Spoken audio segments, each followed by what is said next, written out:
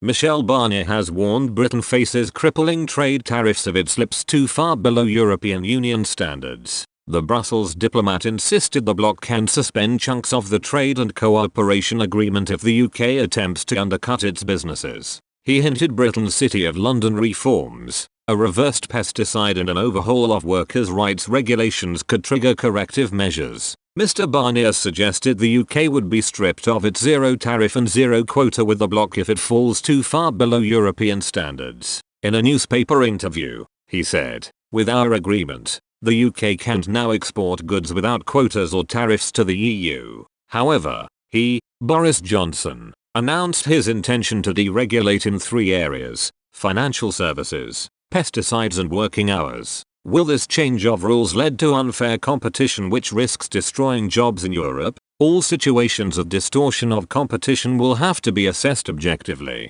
If necessary, as the agreement provides, we could respond with countervailing measures by reinstating tariffs. Part of the deal could even be suspended." Britain has announced plans to strip all EU law from its statute books, as well as plans for what could become a Big Bang 2.0 inches for its financial services sector. Mr. Barnier has previously warned Brussels will be vigilant on all fronts in policing Britain's standards. In the wide-ranging interview, the Frenchman claimed Britain had often misunderstood the EU as a mere trading bloc. He said, "The British have often viewed the European Union as a free trade area. This was without doubt our great misunderstanding. At 27, we must continue to act together when this presents real added value. I am thinking of public health, but also of defense, industrial and digital policy, the fight against terrorism, and even fiscal and budgetary policies. We have made progress. The unprecedented joint loan of €750 billion to revive our economy severely affected by the pandemic is proof of this."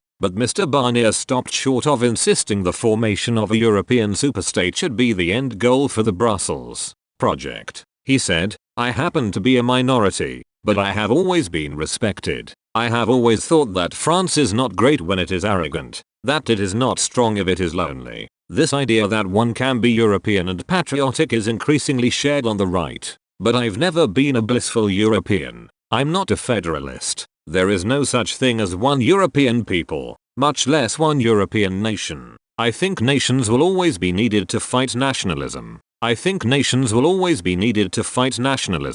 While united, we must respect the identity and culture of each people.